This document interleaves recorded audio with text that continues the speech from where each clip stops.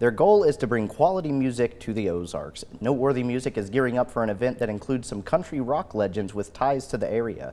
Here with me with all of the event details is Dale McCurry, the founder of Noteworthy Music. Dale, thanks for being here with us today. Glad to be here. Thank you so much, Mason. Yeah, it's always a pleasure to talk to you. So we are talking about John McEwen and Rodney Dillard. Now, John is a founding member of the Nitty Gritty Dirt Band, and then Rodney Dillard is part of the Dillards, right? Yes. All right. So talk to me about their contribution to country rock music. Well, John McEwen, who's a pretty big musician himself and a co-founder of the Nitty Gritty Dirt Band, says that Rodney Dillard is the reason he's in the business, and the Dillards, because they were out blazing the trail of bringing mountain type music, string music to the masses, and were at the forefront of the country rock movement of the early 70s. All right, and then the Nitty Gritty Dirt Band, you know, some critics would say that they were part of one of the most pivotal albums in country music. Well, no less than Vince Gill named it as that. The Will the Circle Be Unbroken album is an iconic album.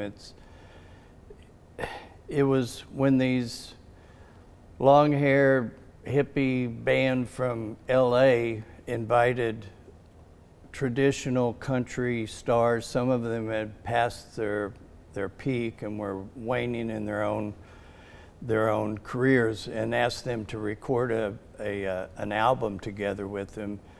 And the result was Will the Circle Be Unbroken. And they wound up doing 3 of those albums, but nothing, in my opinion, is quite like the original. Had Earl Scruggs, Doc Watson.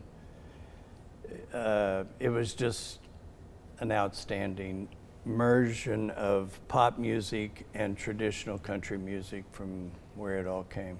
All right, very cool. Now, the Dillards, they kind of helped pave the way for a lot of this music through appearances on TV shows like the Andy Griffith Show.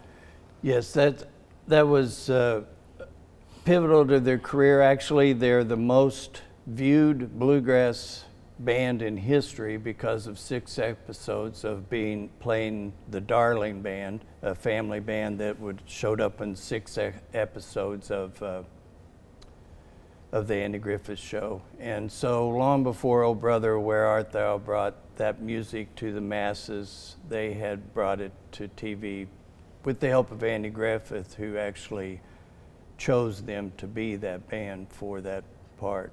Now, people are going to have the opportunity to see both of these performers live here in Springfield coming up, correct? They certainly are.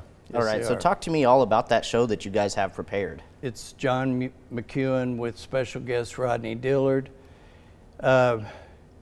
We sometimes call it the double shot of John McEwen because there's an early seating from 6 to 7, a limited seating show where he will talk about the book. He has a brand new book out about the Will the Circle Be Unbroken.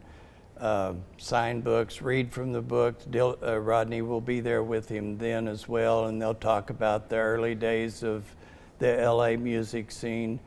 And it'll be that eye to eye with these historic music legends.